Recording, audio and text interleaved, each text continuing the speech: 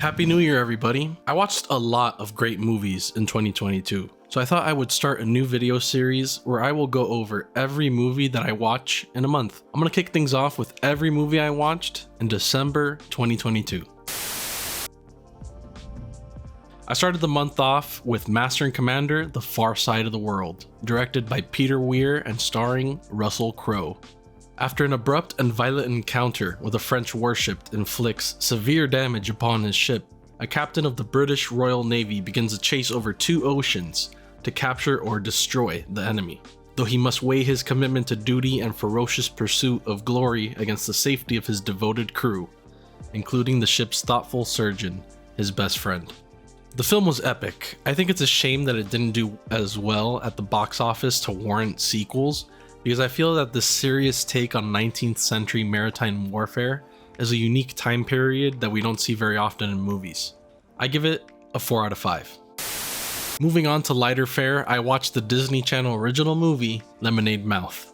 The story follows 5 disparate high school students, Olivia, Mo, Charlie, Stella, and Wen, who meet in detention. They realize they are destined to rock, and ultimately form a band that becomes a champion for students sidelined by the high school elite. Equal parts Breakfast Club ripoff and High School Musical bandwagoner, Lemonade Mouth overstays its welcome at 106 minutes. I give it 2 out of 5. Up next, I watched Violent Night in theaters. When a team of mercenaries breaks into a wealthy family compound on Christmas Eve, taking everyone inside hostage, the team isn't prepared for a surprise combatant. Santa Claus is on the grounds, and he's about to show why this Nick is no saint. This solidifies 87 North as one of the most fun production companies out there. The action was solid, it was funny, and there was even some Christmas spirit. I thought this was a fake movie when I saw the poster in my local theater hallway. I'm glad it wasn't bad at all. I give Violent Night 3.5 stars out of 5. Up next, I wanted to start whittling down my IMDb top 250 watch list with like stars on Earth.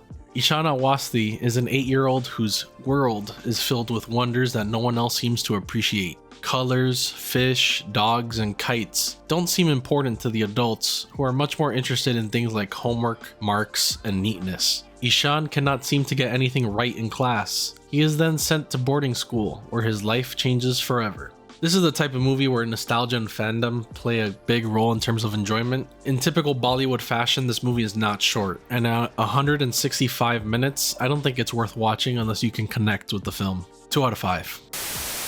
Thanks to Hoopla, I watched Angel Heart, directed by Alan Parker. Down-and-out private detective Harry Angel is ordered by the mysterious Louis Cypher to go on a mission to find a missing person. His routine failure soon leads to a bloody spar with himself, as he goes on a supernatural journey into his own soul. With an early turn from Mickey Rourke and an understated performance from Robert De Niro, the supernatural neo-noir, while dated in some aspects, offers solid entertainment for its premise. 3 out of 5. Werner Herzog is well known for both his narrative features and his documentaries, so I decided to watch Fitzcarraldo. Fitzcarraldo is a dreamer who plans to build an opera house in Iquitos, in the Peruvian Amazon. So in order to finance his project, he embarks on an epic adventure to collect rubber, a very profitable product, in a remote and unexplored region of the rainforest. The production of this movie mirrors the movie itself in many ways. I planned on watching the BTS documentary Burden of Dreams, but I was rather disappointed with the movie itself, so I'm not in any hurry to watch the BTS drama anytime soon. The movie just fell flat for me, failing to keep me engaged. 2 out of 5 stars. I followed up Fitzcarraldo with one of the weirdest films to ever be greenlit, Tiptoes, directed by Matthew Bright. A man is reluctant to tell his fiancée that his parents, uncle, and brother are dwarfs.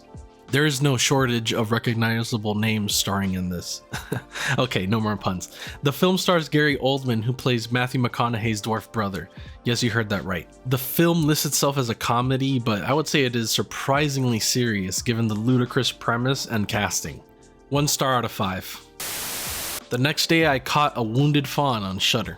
A local museum curator who is dipping her toe back into the dating pool is targeted by a charming serial killer. When a fateful romantic getaway between the two becomes a tense game of cat and mouse, both must confront the madness within him. Pretty forgettable movie that failed to keep me engaged.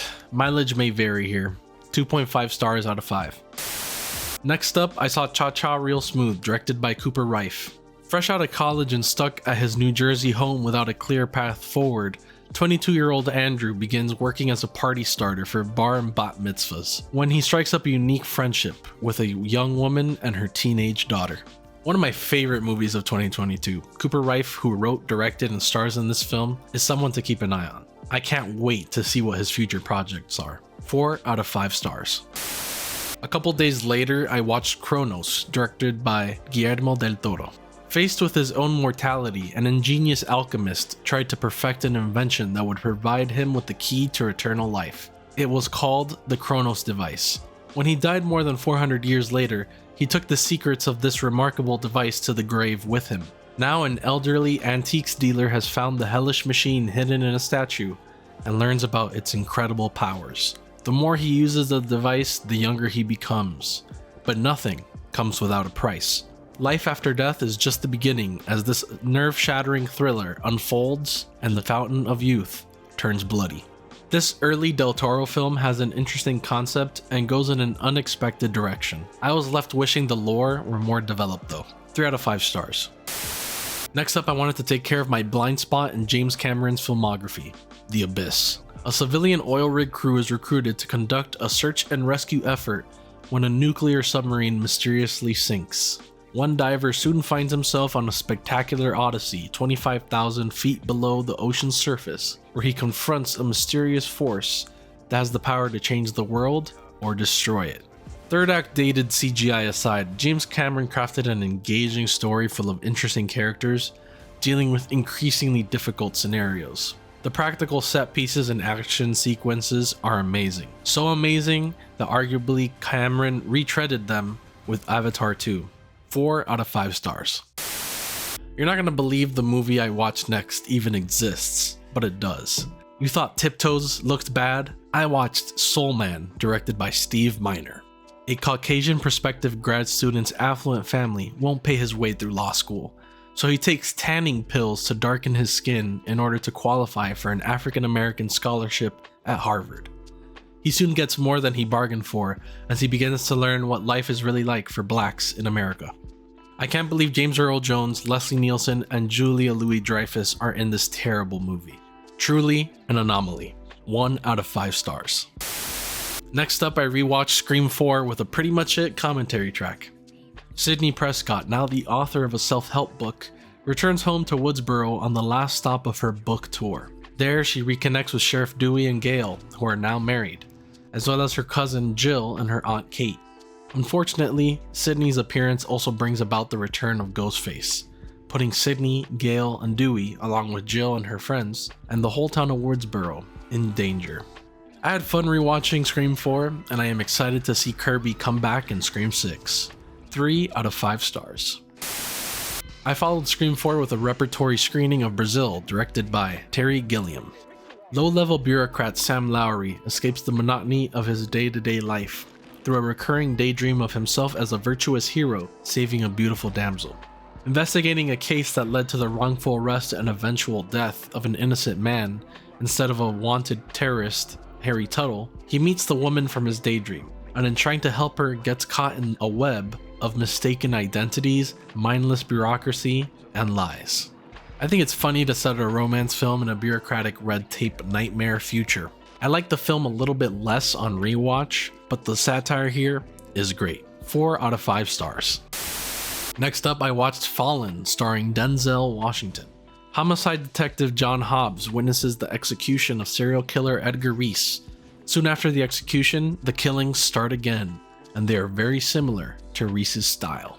This was a fun detective movie with a supernatural twist to it, nice sense of dread, but I felt the opening and closing narration coupled with the ending left more to be desired.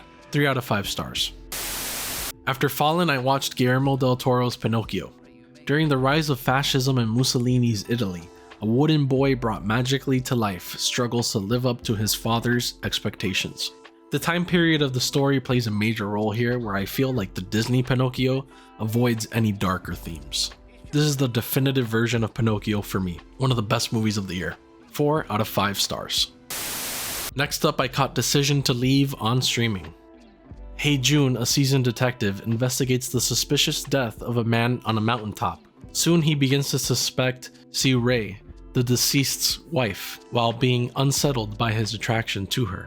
I was not immediately on board with the film's quick pace and style. Most apparent in the way this is edited, the movie jumps from scene to scene very quickly before slowing down in the third act.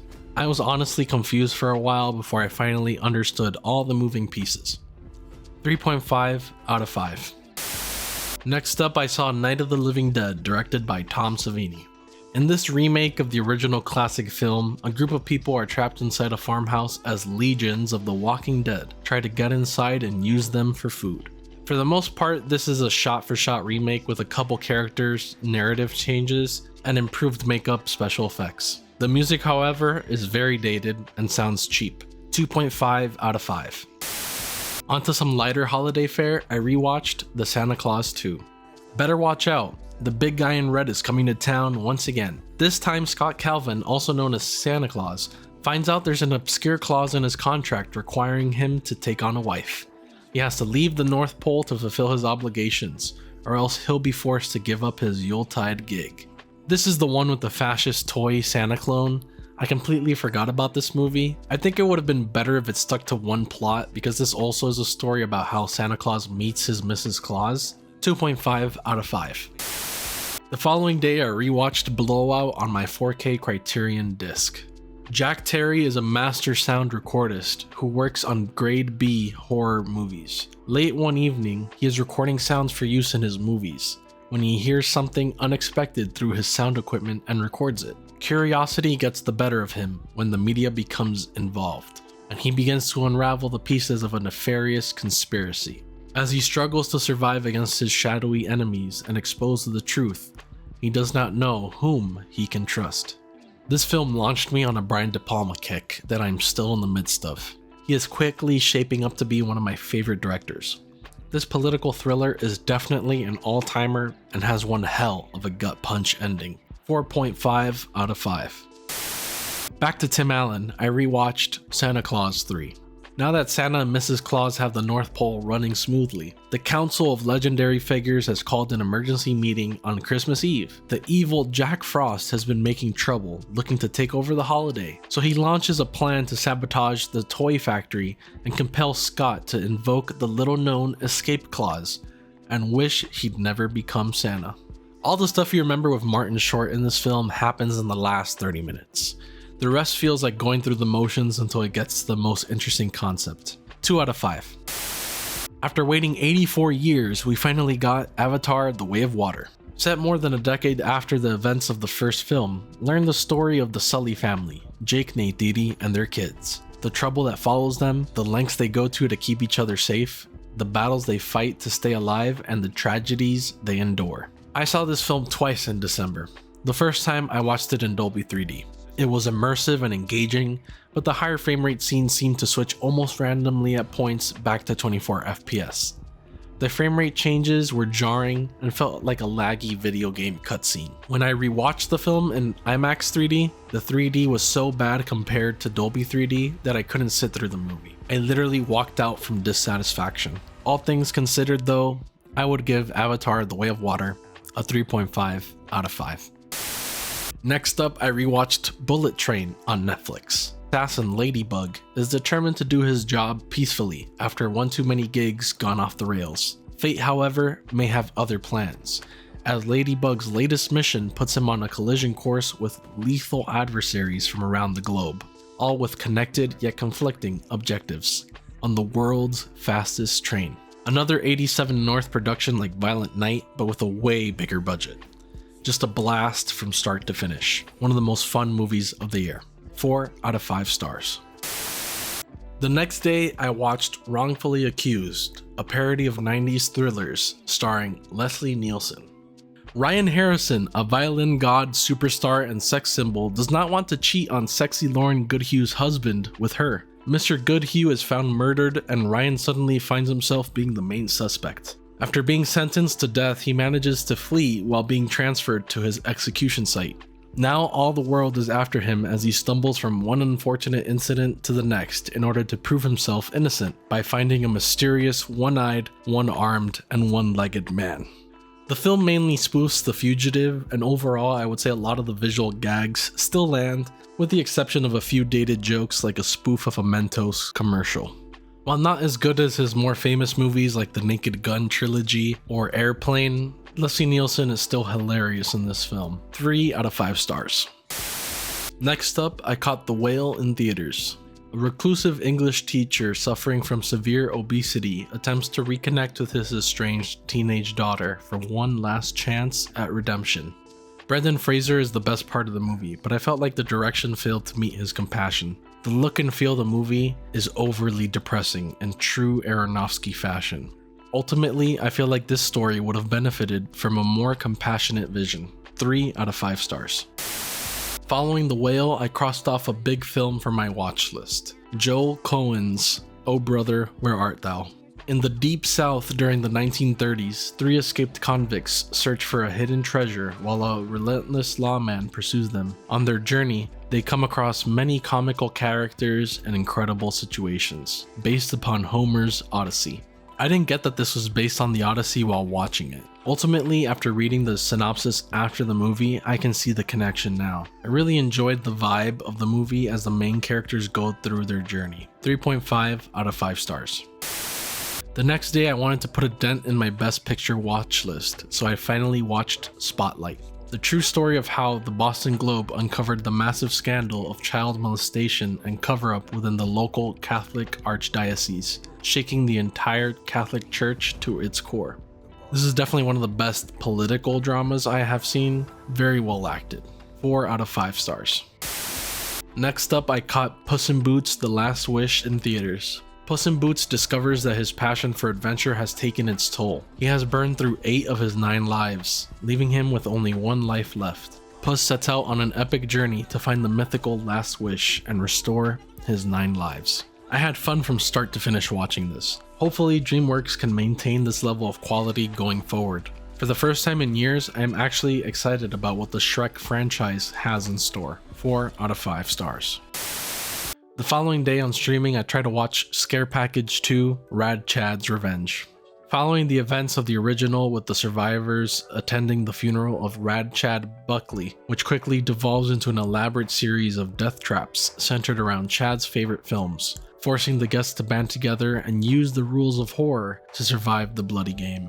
Scare Package is an anthology series, but this sequel seems more concerned with being a sequel to the wraparound of the first movie than actually giving screen time to its anthology short films. It's been a while since I saw the original Scare Package, and that one had some decent standouts based on my review. This is just whack from the beginning and doesn't stop. It consistently has that post-Scream self-aware horror humor with a horror reference every minute, but it's just on the bad side of cringe, so it doesn't work at all. The references just make you wish you were watching those better movies instead. Overall, it feels like a college humor YouTube skit. Production quality wise, that would be fine on YouTube for a 15-minute video, not a 90-minute streaming movie. 1 star out of 5.